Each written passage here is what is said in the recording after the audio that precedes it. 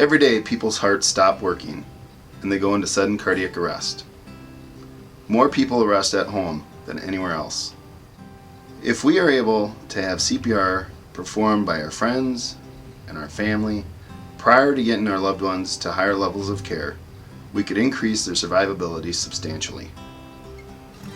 Every minute that your heart is not working, your chances of survival decrease greatly. What you need is early CPR and early defibrillation. Combine that with early activation of the 911 system, and you have much better chances of survival.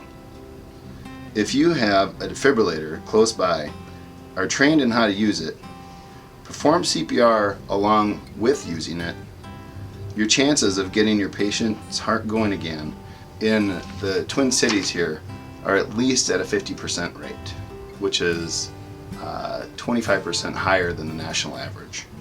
Early CPR, early activation of the 911 system, early defibrillation equals a much better chance of survival with CPR. CPR is easy. Look to see if the person is awake or not. If they're not awake, go check to see if they're breathing. If they're not breathing, you don't notice their chest moving, start compressions. 100 compressions a minute is what you need to do. Sure. There's an easy way that you can figure this out with doing CPR. Really good way to know how many beats a minute that you're doing is keep the song in your head from the Bee Gees. Staying alive, staying alive, staying alive, staying alive. And that'll get your CPR going to 100 beats a minute. So early CPR, early activation of the 911 system, and then your patient will have a much better outcome. You don't have to breathe for them anymore. Hands-only CPR is just fine. The reason for that is when a person's heart stops, we have a lot of oxygen in our system, and we have more oxygen than we need. So when we're doing CPR on them, we don't necessarily need to be doing the breathing aspect to them.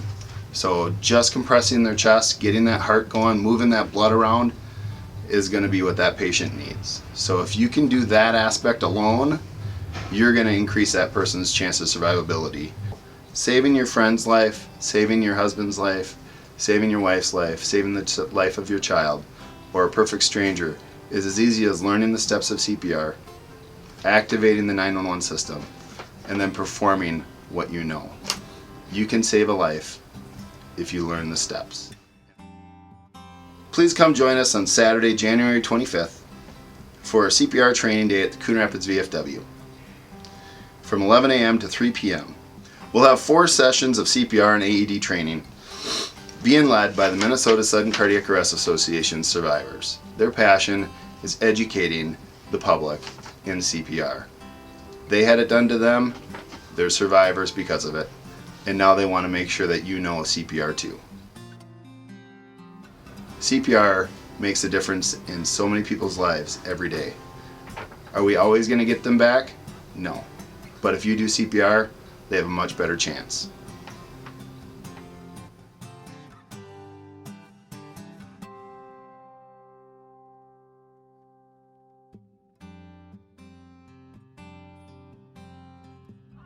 Every summer, USA Cup photographer Gary Frankel travels from Winnipeg, Manitoba to volunteer his efforts in capturing all of the action.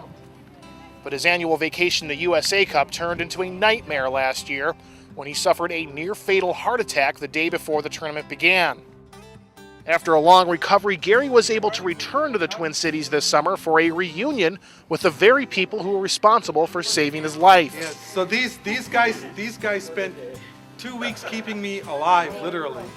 Gary knew early on that simply staying alive wasn't going to be his only goal during his recovery. I've had this goal of becoming fit enough and strong enough to come back and lug this big camera around and do the job, and now I'm doing it. So I've lived another whole year, and I've improved my condition to the point where I can do this again, and I'm doing it. It's for real. And now that Gary is back in action, he has the unique opportunity to repay one of the many doctors who saved his life by shooting pictures of his son's soccer team at USA Cup. It's great to see him up and about, fully functional, and doing what he does, which is photography, when for a while there it didn't look like he'd be here. So it was pretty amazing. I have so many new friends now. And it's kind of neat because a lot of them have a lot to do with me still being alive, which is interesting at the very least. But it feels great. I mean, what more could a guy ask for than to be alive and be here working at USA Cup? He got to see my camera when it looked more like this. Now it looks like this. So the USA Cup people actually came and saw me in the hospital. So they didn't wait, I was still IVs and everything else hanging out of me, beep, beep, beep on the machines. And so you're coming back next.